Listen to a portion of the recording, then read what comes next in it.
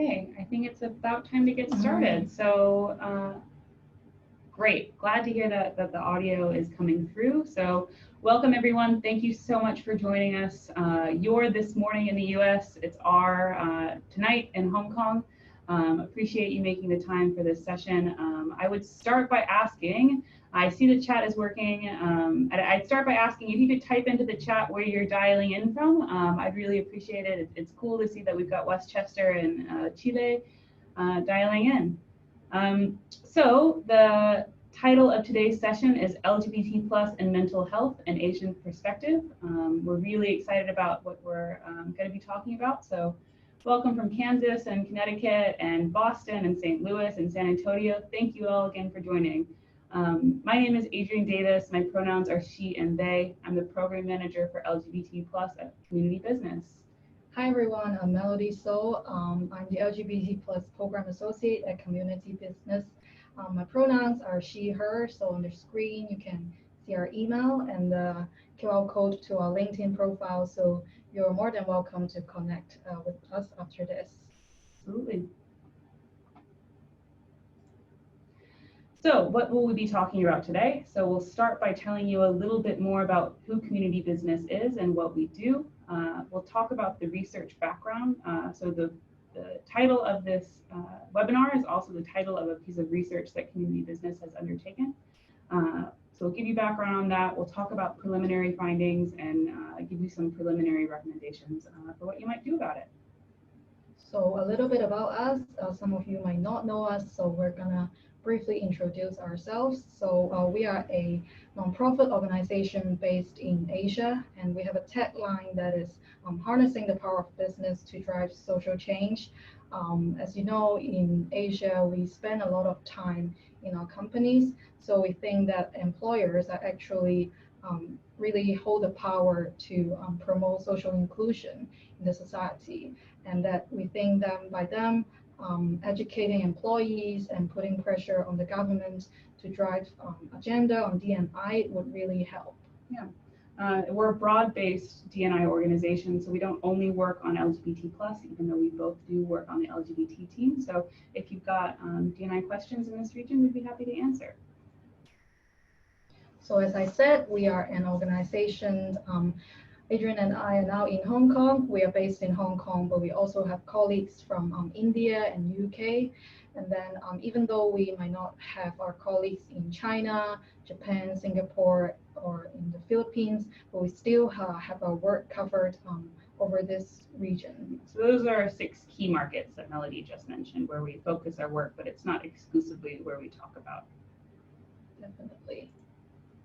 So just to give you guys a little bit of background about our LGBT plus inclusion journey, I won't talk to every single portion of this slide, but just to let you know, we started our LGBT inclusion campaign back in 2009.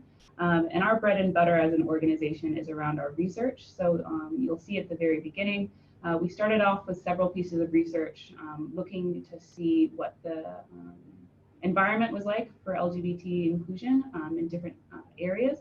And then when we felt the market was ready, we launched our LGBT plus inclusion index, which we run every 2 years, and also LGBT plus inclusion awards. We've got several pieces of research that have come out since then. And we've also got an LGBT plus specific mentorship program that's just launched as well that we're really excited about. Right, so as an organization, I mentioned we run an LGBT inclusion index. So if you participated in, say, HRCs or Stonewalls or Pride and Diversity in Australia, then you probably know what an index is. We also have LGBT plus inclusion awards every year, which aims to celebrate the achievements. We have an LGBT plus mentorship program. We run research about things beyond just LGBT inclusion, but obviously this is talking specifically about LGBT plus and mental health intersection. We've also just launched one about caregiving in Asia. We've got one coming out about religious diversity in India, so we're quite broad. We also run training and consulting, as well as work with our global and regional partnership. Yes, we are working in Singapore. I'll talk a bit more about what we do in Singapore, but we've got a little bit of basis there. We run meetings there as well, and reach out if you want to hear more about that. Yeah. Okay. Right. So on this slide, you can just see some of the companies we work with. It's not a really full list of them, but just to show you that the companies we work with is really diverse. We work with MNC, also some public organizations, also SME. Yep. Right. So now let's talk a bit more about the research that we've done. I'll start by thanking our sponsors. The lead sponsor was HSBC, co-sponsor was Bloomberg, and then we had a Gala consortium in Allen and Overy, Manulife, JP Morgan, and Morgan Stanley. So thank you so much to our sponsors there. Right, so what are we trying to do with this research? The idea is we want to examine the link between LGBT plus discrimination and its impact on employee mental health with specific reference to Asia. We'll talk a bit more about this later, but we noticed that quite a lot of work has been done in Europe and in the US, but no one has really looked specifically at this intersection in the Asian market. So hopefully we'll start by giving some information about the context for, in this research, we'll start by giving information about the context, information about each region, and then some examples of what companies might do moving forward. Yep, so as you can see in our working title, we say that it's an Asian perspective, but I'm sure you all agree that Asia is a very large continent, so it's really unreasonable to expect we can cover the whole of Asia in our research. So we didn't feel like we could do it justice. Yeah, exactly. To the variety within all of Asia in one piece of research. Yeah, and even being an Asian in Hong Kong and being an Asian in China could really be very different. So we think for this piece of research, we'll first focus on 4 of the markets. As you can see, China, Hong Kong, India, and Singapore. The idea that hopefully we'll move into the other markets in a further piece of research later. Great, so I touched on this a bit, but how are we collecting this data? It's a mix of primary and secondary data. We've gotten and we've conducted research from experts, generally people who are located in the key regions we're talking about that do work specifically around mental health, supporting the LGBT plus community. So people like Uga Chaga, for example, in Singapore, we worked with. We also talked to corporates and get their perspective to try and see what they're doing already to work on this issue and tackle this issue, and highlights some best practices. And then finally, the meat of what we do is employee interviews. So we've interviewed quite a lot of employees across this region to try and get their perspective and understand better their needs. And then we also dig into secondary data in the form of online materials, research articles, etc. Now, a limitation from this research that you might notice is this is not a hugely data-driven piece of research. We're actually much more interested in gathering stories and gaining an insight into how to better advise companies. But it's not, it's not a massive survey poll that we're taking. The piece of research we're doing is a bit different from that. Right, so on this line, I'm going to try to justify why we think it's necessary to look at LGBT plus and mental health through an Asian lens. So of course, before doing this research, we did a lot of literature review just to make sure no one has done it before. And through that process, we found out a lot of previous research, they focused on the Western countries like many research does. And then when we talked to companies, we found out that their D&I initiatives very often are grounded in the Western experience. So we feel it's necessary to explore how it is in Asia. And also I want to explain a little bit why we think Asia is so different from the Western. So for example, there's still a big taboo on LGBT plus mental health in the majority of Asian countries. For example, on the outside, Hong Kong might seem quite progressive in this area, but just last year, the Hong Kong Public Library had to take down Rainbow Family and children books featuring LGBT plus because a Christian group protests against it. So you can just see that in Hong Kong, it's still not largely socially acceptable to have LGBT plus in the public eye. And then also, I can tell a personal story about the taboo on mental health. So last year I was having dinner with my relatives to celebrate Mid-Autumn Festival, and my aunt, she was complaining about her colleagues taking mental health leave and calling her colleague lazy and taking advantage of the system. So just by hearing this daily conversation, you can imagine how hard it would be for a normal person to open up about their mental health problems.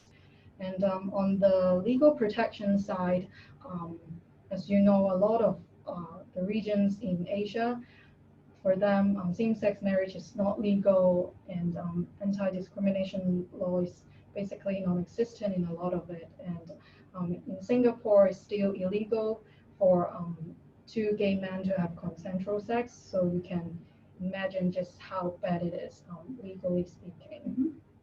And the last point about it is filial piety. So I think you understand that in Chinese culture or in a lot of Asian culture, we really value family, and we're expected to listen to the elderly. And also in China, you might have heard of it.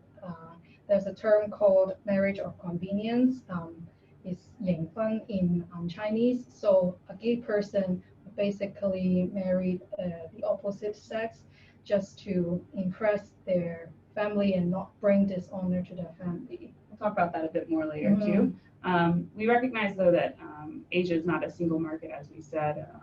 You know, there's variety within it. You know, even two people within India will have different experiences based off of you know, where they're physically located. You know, if they're coming from a wealthy background, if they speak English. So it's even though we're talking broadly, you know, there's still variance even within that.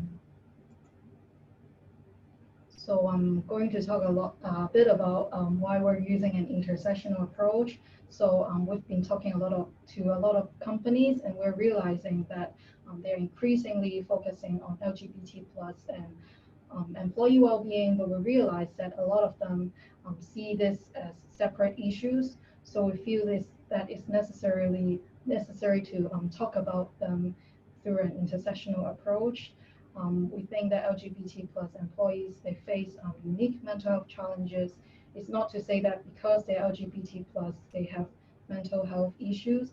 It's just to say that in such an unwelcoming environment in Asia, they are more at risk of being discriminated, which is why they're more vulnerable to mental health problems, probably.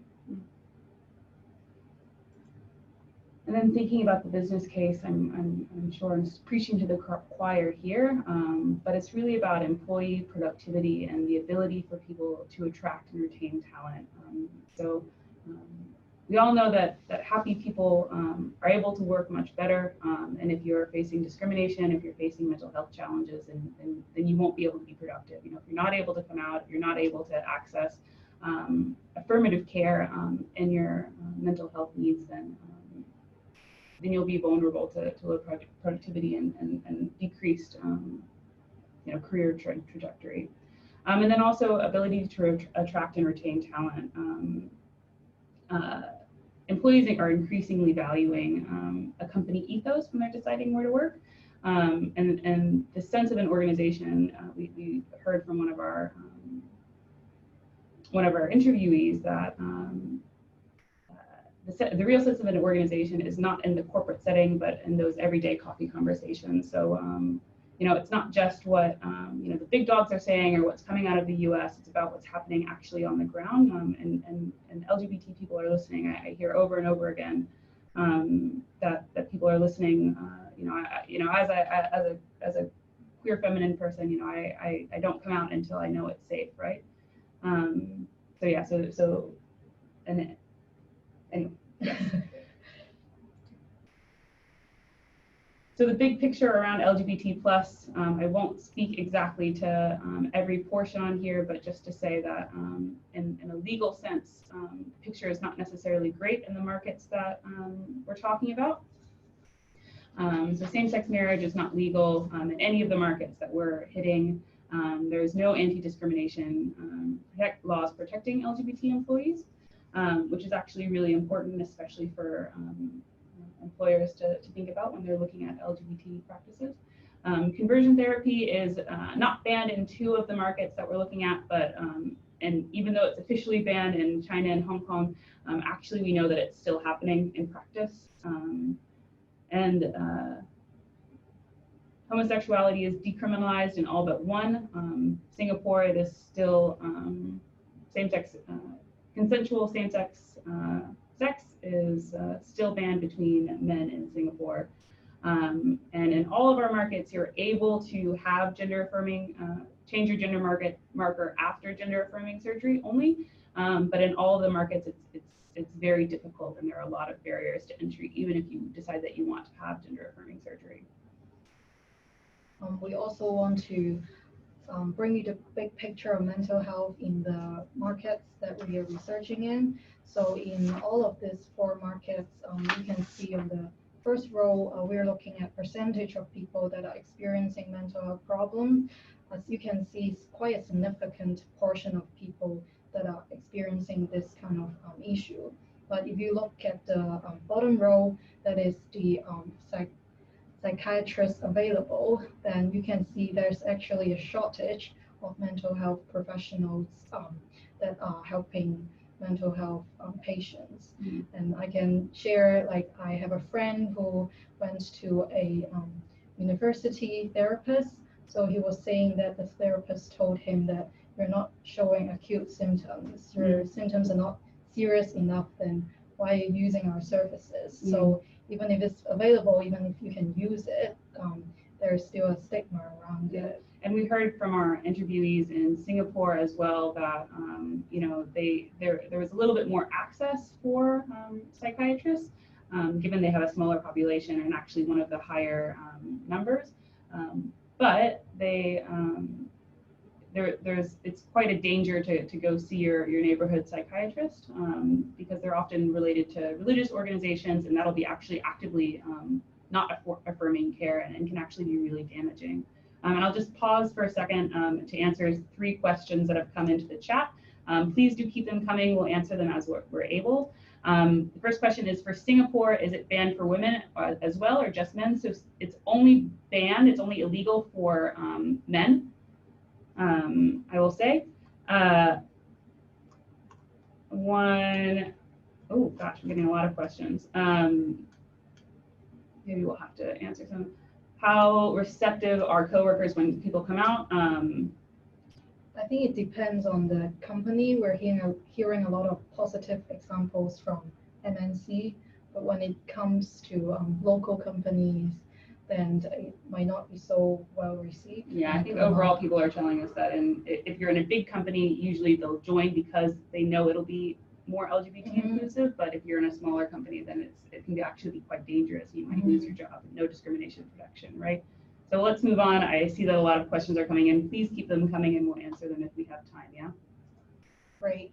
So we're going to tell you a little bit of our preliminary findings, but please note that we haven't finished our research. We're in the final stage of interviewing and writing it up. So the stories the conclusion might change a bit in the final product. But we're pulling out themes here, largely. Yeah, a bit about their personal stories. So we're going to talk about them country by country. So first, in China, as I talked about it, filial piety is quite the virtue that we value in China. So we're hearing a lot from our interviewees that they are pressured to get married 1 or 2 years after graduating from college, and they're expected to have kids right after getting married. And I also want to share a story, which is a quite heartbreaking story that I heard from the interview. So they were a non-binary person, and when they enter a local charity to work, their boss was really accepting of their non-binary identity. But when they started dating a colleague, the boss got angry because the boss think they turned the colleague gay, and even asked them, how am I going to explain to the colleagues parents now that you turn her daughter gay.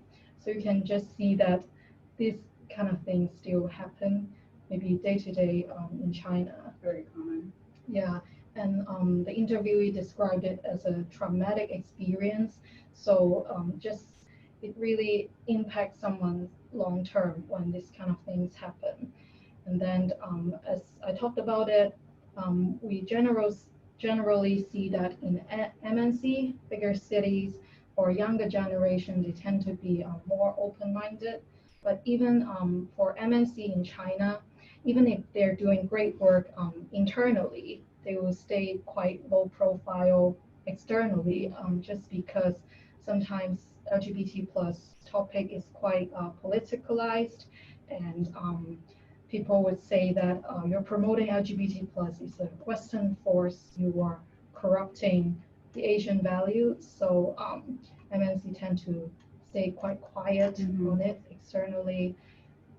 Yeah, and we also, noted that even if people are out, happen to be out to their family, which is quite rare, even if they're out at work, which is again quite rare, but maybe they're in an MNC. One person I spoke to said that she was first of all lucky because she was quite feminine presenting and liked wearing long hair, and so she was able to be, while she was forced out of the closet with her family, they were able.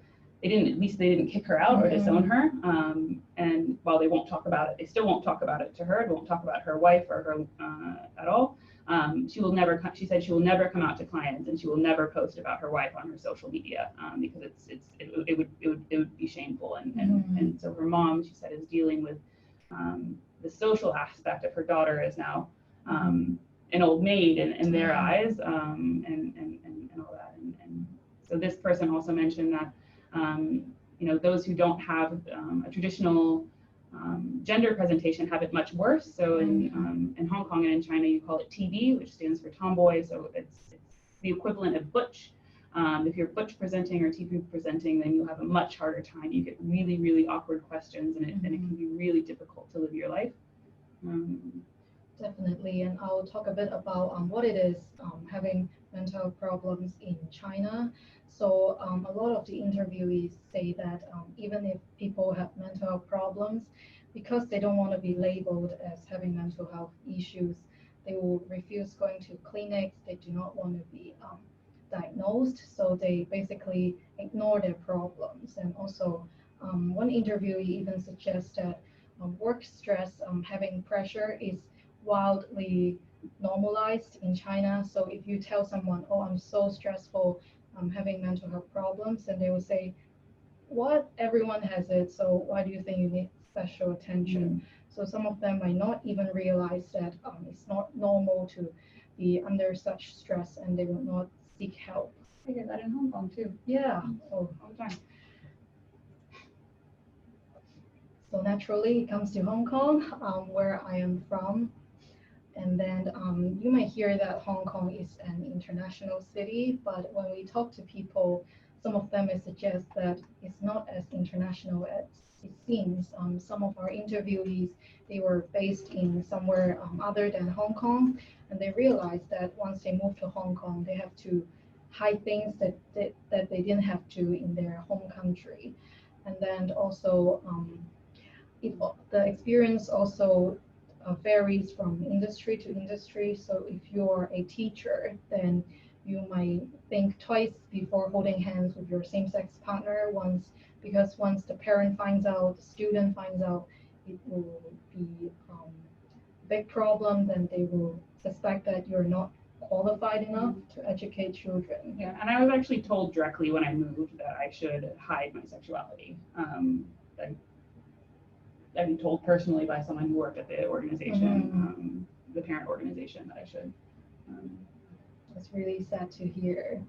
And as you might all know, Hong Kong is the most expensive city to live in. One of the top 3, I think. Yeah, I really feel that. So for a lot of people, we have no choice but to stay with our parents after graduation, or even like before married, or their whole lives. So if you're LGBT plus and you live with your parents, if they're rejecting, then it could be really hard to deal with them because you're in the same space all the time, especially with COVID, you really have no escape, and it could be suffocating. Yeah, and people actually told us that they're actually going to work ends up being an escape, and they're glad to be able to come out at work. And so having to work from home during COVID is actually quite a big struggle, especially in this region. Yeah, exactly. And we were talking to people, even though they say that mental health resources are available, but it's not widely accessible. So, for example, if you want to access public services in terms of mental health, you have to wait at least a year. So Hong Kong does have socialized healthcare. So there are public hospitals and places where you can see things at a reduced fee. But Melody is saying that if you want to go that way, it takes over a year. Yeah. And if you want to go into the private sector, it's prohibitively expensive. I mean, even if you've got a good, well-paying job, you just can't afford it, and it's not covered by most insurances. So it's definitely can be very difficult. Right, so next on to Singapore, and I see that questions are coming in. It looks like we'll have plenty of time to answer them, so please keep sending and we'll answer as many as we can. So Singapore, one of the things that we heard largely was that it was well, first of all, I'll start by saying Singapore is an interesting market because on the one hand, the government is very anti-LGBT. You know, there's still criminalization of consensual gay sex.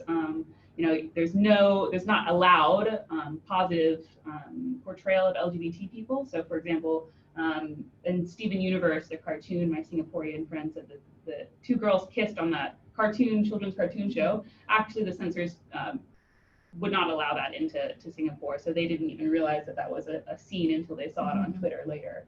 But at the same time, Singapore has got a really thriving LGBT scene. It's where Pink Dot started, which is, for those of you who don't know, I mean, massive in Asia. It's all over now, and it's really thriving at the same time. People would often tell us that they start by coming out to friends, and then colleagues, and then finally sometimes will come out to family. And one interviewee mentioned that you know, it's similar to Hong Kong, where people stay living with their families. All of the markets that we're going to hit, it's a common theme that the idea tends to be that you'll stay living with your family until you're married. And she mentioned that her family was religious, was Christian, and were openly hostile. And she said that the one thing that she did that was the best for her mental health, beyond the therapy that she's been to, beyond taking medication, was actually moving out. Was the best thing she could have done, even though it's way more than she can afford. She really needed to. And there's a high cost for disclosing mental health problems. There's still a perception of being crazy, unstable, or even a murderer. But again, there's a dual here, because now the Singapore government is actually funneling money into improving reducing the stigma against mental health. But there's nothing about LGBT in there. Until I think fairly recently, many companies, and especially the government, would actually ask you to disclose any mental health history during the recruitment process. And people often describe it as a double closet for LGBT individuals. So you have to decide, do you want to come out of the closet as being LGBT? Do you want to come out of the closet as being as having a mental health issue? And it ends up being quite a big stressor in this region. Again, I think all of the regions that we talked about actually have a double closet. Exactly. So next on to India. Again, family is a really key issue. You want to respect the wishes of your family. Most people talked about coming out at work before family, and there's really a serious risk of losing your family if you come out to them. It's not uncommon to be kicked out and just not have access to your family anymore. There's not enough knowledge about what is LGBT, what does it mean in the workplace, what's going on about it in this region, and you heard about different access levels to mental health care among class differences. Educated people or people especially who speak English were much more able to access care. You're much more able to access care if you lived in a city. If you had access to the internet, then you might be able to get help, but otherwise maybe not. and mental health professionals with a religious background. Again, a theme, shame LGBT plus clients. Actually, one interviewee mentioned, she said she was pulled out of the closet. She didn't want to come out, but was lucky that her parents eventually came to understand it and encouraged her to get the help of a therapist.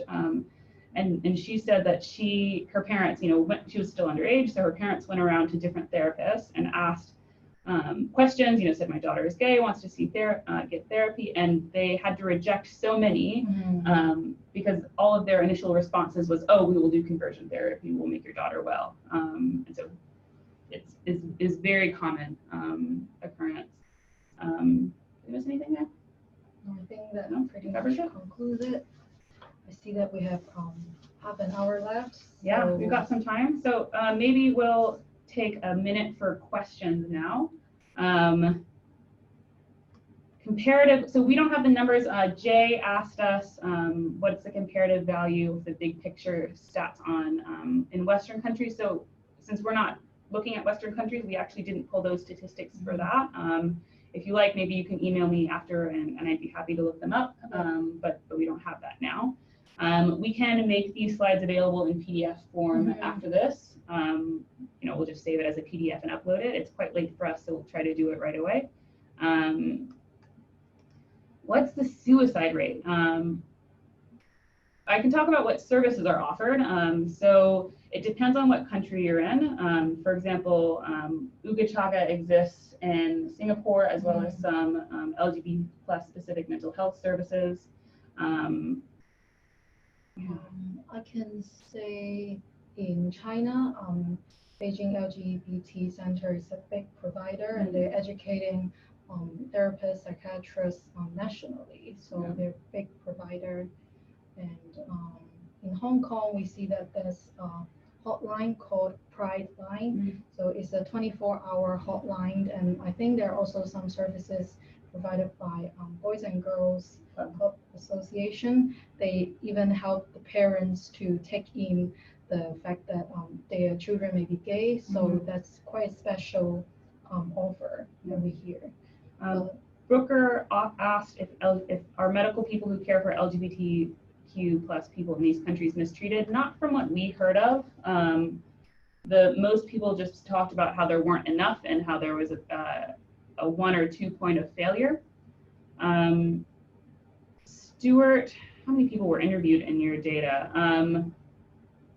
40 odd? More than 40, I believe, across various regions. True that it takes, someone mentioned that, there are bad therapists everywhere. That's true. You got to find the right one.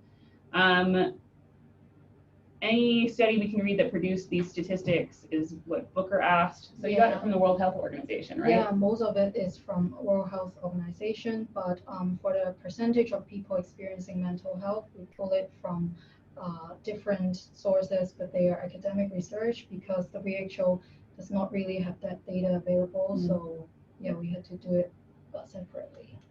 Yeah. Jane Doe asked us, what is MNC? That means multinational corporation. So larger organizations.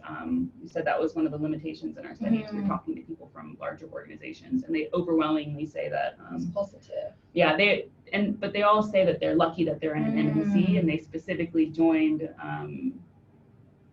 their organization because they knew it would be LGBT inclusive. Yeah, I think I hear someone said they joined a company because they saw that company has entered our index, and someone also say that they joined because they saw a rainbow flag as the wallpaper on the laptop when they were interviewing. Yeah. So it really shows visible support is really key. Yeah, so some things make a really big difference. Someone's asked, out of interest, is there any case study done on Taiwan where gay marriage is legal? I'm not sure off the top of my head. I don't think we looked into Taiwan, so I can't really answer that. I'm sorry, Ryan. I'd be interested to look in Taiwan. Yeah. I'm trying to convince my boss to let me do more work there, but I haven't quite got it yet.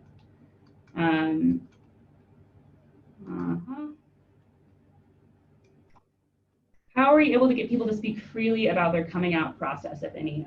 So I think that speaks to the fact that we've got really good connections in this area. So we're actually quite known in this region for the work that we're doing.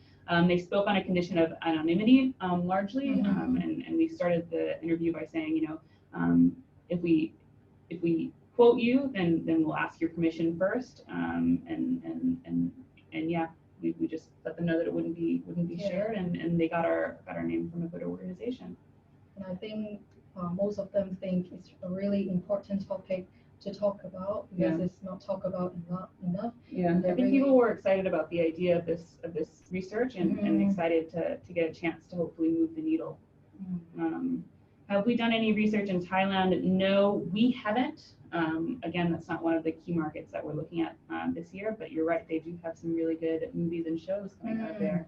Some of my favorite, Yes or No, was formative to me. If you have not seen it, look it up on Netflix. It's so bad, so bad. During your research, have you encountered LGBT plus folks in the US serving clients in these countries who have experienced discrimination? So the way I'm interpreting, no, I don't think so. So generally, I mean, beyond myself who serves LGBT clients, I haven't talked to many Americans who are serving this region. It tends to be actually local people that we're talking to in this.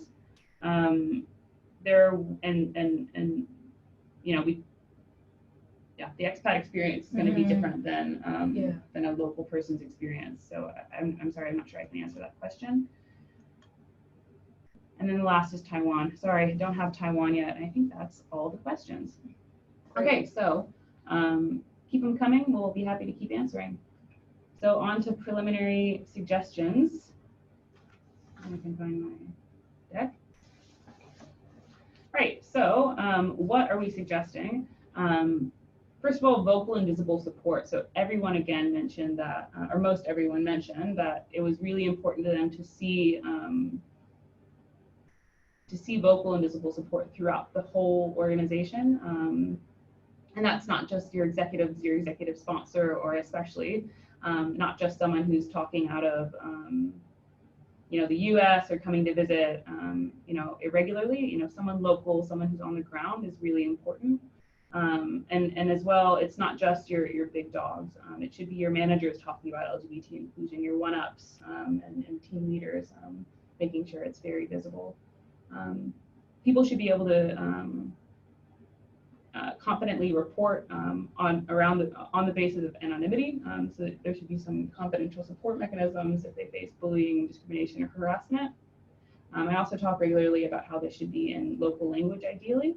And it's actually really important. It's hard to talk about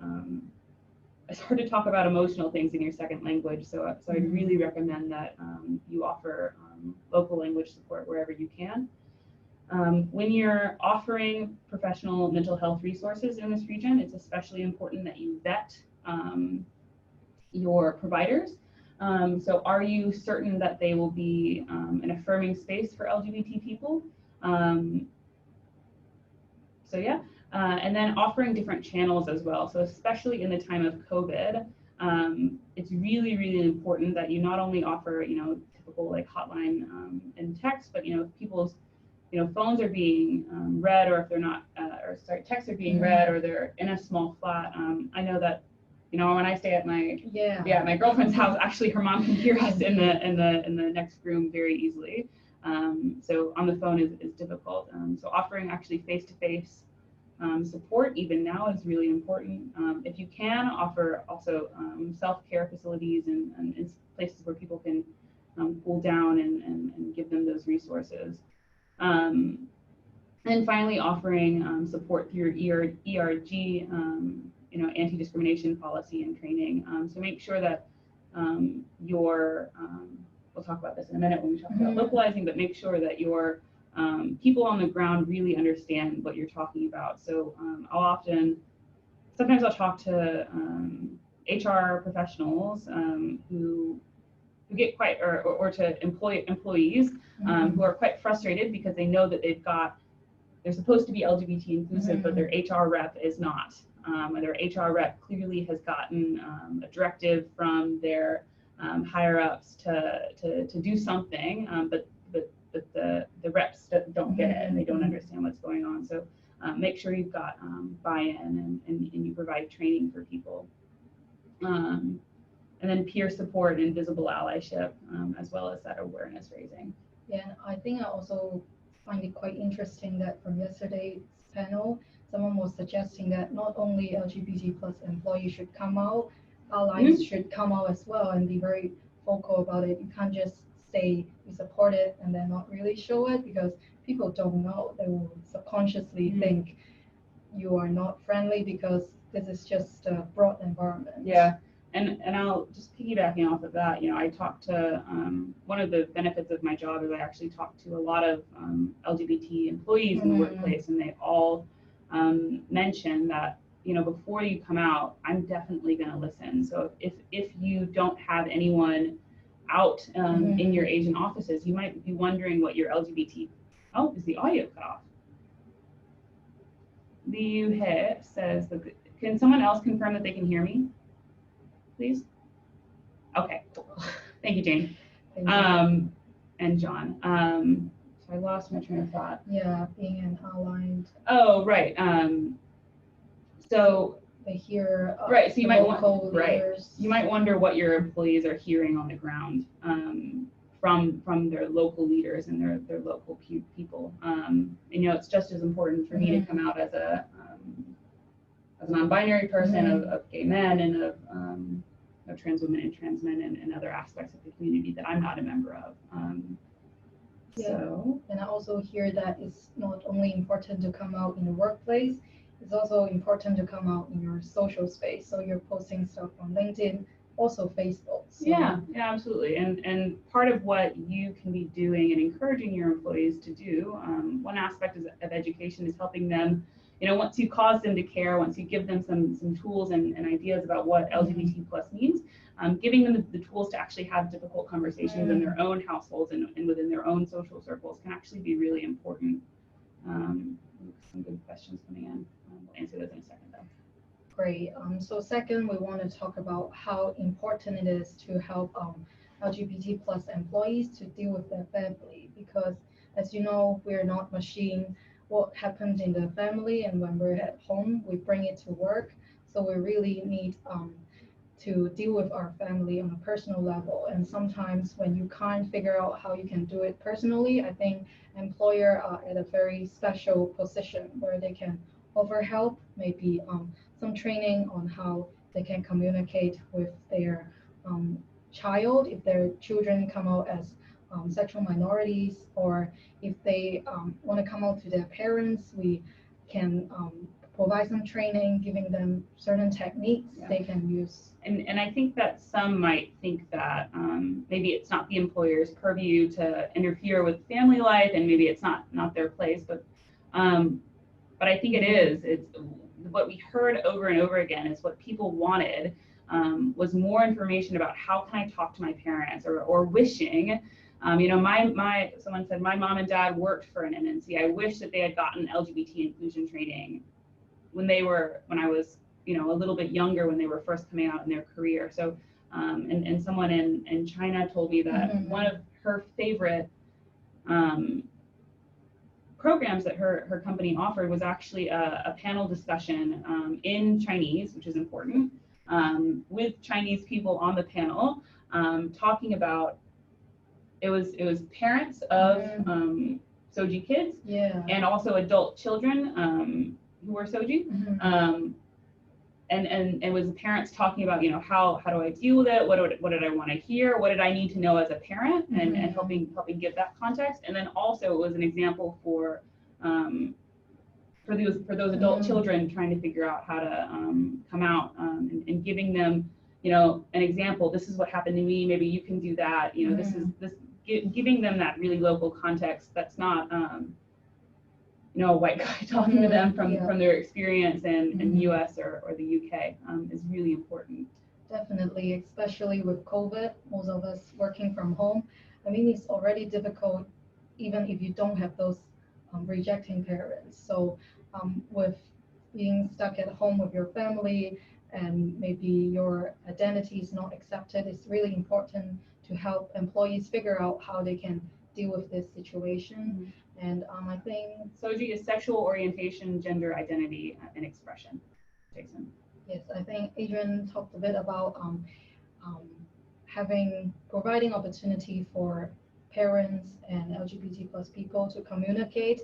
Sometimes it's not coming from a place of hate, maybe parents, it's just from a place of misunderstanding. Yeah. So we think if your company has LGBT plus and family network separately, maybe you can think of combining them, having activities where both network members can join, could really help. And yeah, as also resources sharing is really important. I talked to someone from China, and she said she was very grateful that her companies allowed them to share their EAP hotline to their parents. So the parents can actually call the hotline if they want to, which is really important. Yeah, absolutely. Also, we think localizing your strategy is really important, as Adrian said. Resources, I can speak for myself. If I have to read a very long English article, then I will probably be quite reluctant to do so. And I hear all the time, well-meaning pushback from people saying, at our workplace, we require everyone to know English. They already speak English, so why should they not be okay with everything happening in English as well? And it's a lot harder to talk, business English. It's a lot harder to talk about emotions and what's happening at your home life and talking about sexual orientation in your second language to someone that you don't really know. And it's a lot easier to think quickly and to ask the questions that you want to ask if you get to do it in your native language.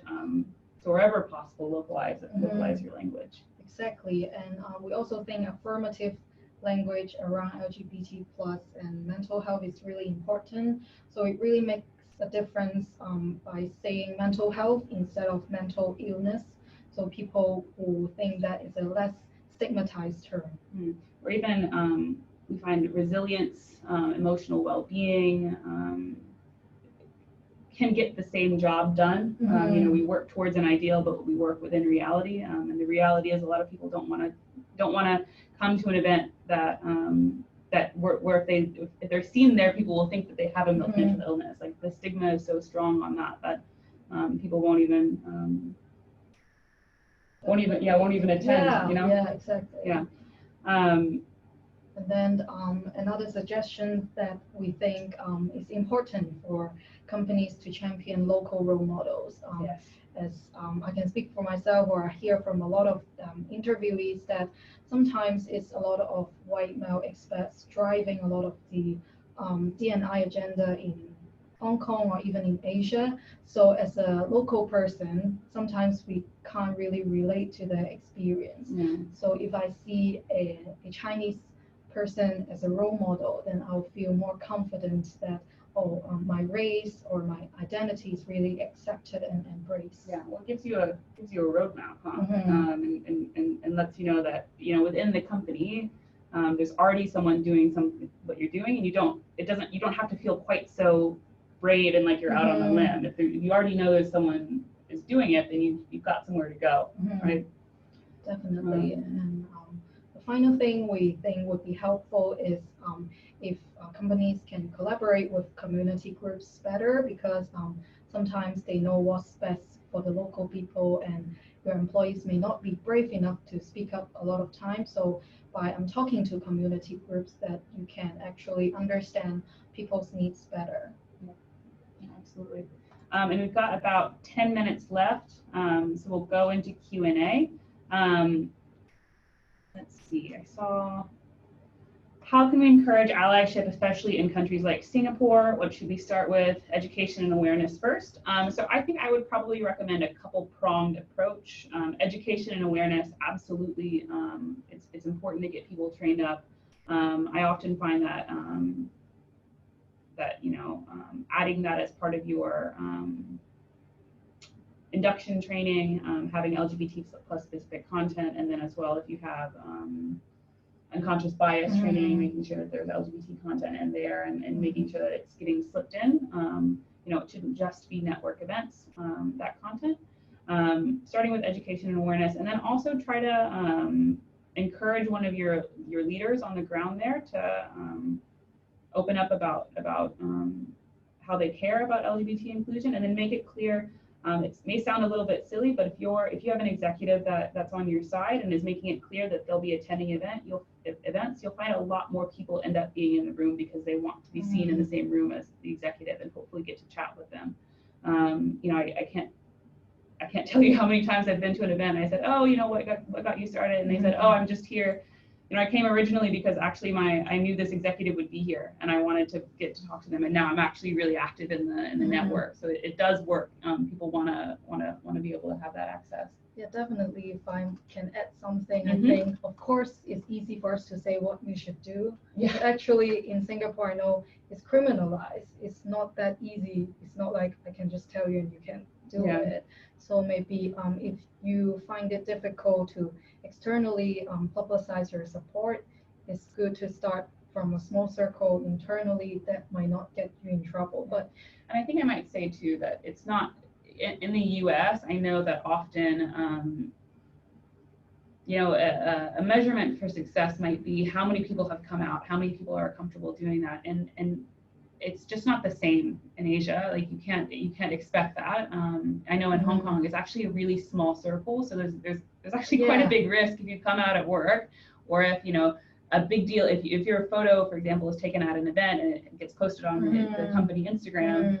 It's actually not unlikely that might get back to your family, and or it might even be used as blackmail. We've heard of people being blackmailed. So people not being willing to come out is not necessarily a mark of lack of success. That's why you really got to utilize your allies and make a really solid, strong allyship story, so that people, if they're afraid to come out, if they know that their family won't be inclusive of them, they can still come out as an ally and under that allyship banner and still be safe in their context.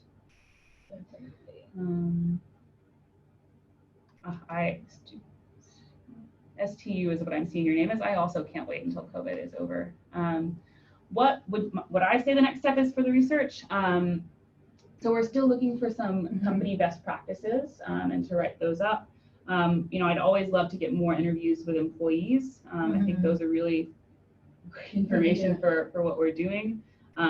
We're pretty solidly along on the research phase. I've got to get, so it's pretty close to the editing process. We expect that it'll come out probably late Q1 of next year. And that's just because you saw we had so many sponsors on. It takes them a little while to review the content that we've written. And once it's done, I think we'll really love to explore other markets as well. As you said, Taiwan, it might be really interesting to explore how it's there after they legalize same-sex marriage. Yeah, but especially Japan and Philippines. Especially. Does anyone else have any questions? We've still got about 5 minutes left. I think someone raised hand. Oh, I see. You can unmute yourself. I don't think they can unmute themselves. Oh, yeah, I'm able to talk. Hello, Alex.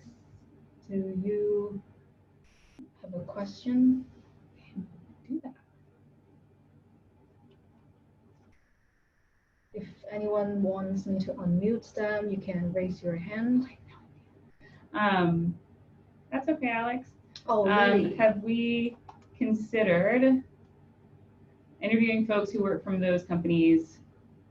Yeah, I'd love to. I don't have great contacts with HP yet, but if you're doing this already, I'd love to talk to you. I can only work with the information that I've got. So if we've already got things, then excellent. Hello. Hello. Hi, this is Lily. Hello. Hi. So I work for a Japanese company. So we were actually, I told the other members that are attending Out and Equal that I'm sitting in your session, and which made me, I saw the countries that you reviewed. Where would you place Japan relative to the countries that you discussed today? Yeah, so Japan is quite interesting. Obviously, we know that Japan has got a really challenging story around mental health, and that's often because of the workplace culture. Okay. Without having looked into it specifically, I don't want to give you too solid a line. You know, I know from my own experience there and the community partners we've got that the situation around coming out to the family is quite similar to a lot of the other markets that we're working in, as well as, you know, I'd imagine that convenience marriages would also occur. And then as far as mental health, you know, I can only imagine, given the challenges that Japan are facing, that it would be that LGBT people's mental health challenges would be exacerbated. But I'm very interested in doing research in Japan. So if you're able, but I'm not allowed to do research unless it's sponsored. So if there's anyone interested in I'll get your information at, after the meeting, because literally when I mentioned that I was in this session, the other people, you know, we have 60 people from the U.S. side, or North American side, because we have some Canadians here, and they said, "What did they say about Japan?" And I was like, "We didn't go over Japan." I wish. I'd love to. Okay, cool. Thank you very much. Thank you. So Kevin works at Oracle. Yeah, that may be. It's interesting. Often what I've observed is that there are a lot of women doing the groundwork, but it ends up being the men up front in the leadership speaking for whatever reason. But it's definitely, yeah, I'm not sure. That might be why in Singapore. Yeah, thank you for pointing it out. I think we can include it in our research as well, and we can explore this aspect. Yeah, absolutely. Someone else has raised their hand. Maybe Melody, would you mind sharing the screen with our LinkedIn contact information? Okay. So if anyone wants to reach out to us after, we're just going to flash up our names and our information again. Yeah, please, Cynthia, please do connect with us. We'd love to have a discussion. I think allies in this region, I think allies do often end up being the key, more so in other regions maybe. It's really, really important to have a very strong allyship survey. And yes, we can see this slide is fine. All right, well, I think that is about all the time that we have. So I'll say thank you so much for attending. Thank you for being so actively engaged. Yeah, we're really overwhelmed by your comments and questions, and we really think it's useful for our research, knowing that a lot of you are interested in it. Yeah.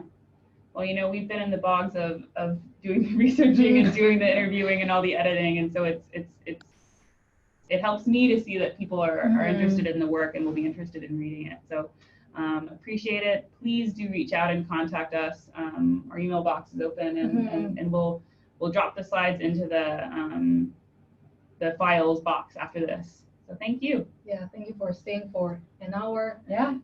And good night. It's late here. It's 10:30. Yeah, have a good day. Have a good day. And don't forget the feedback survey Add and Equal is mentioning. Thank you.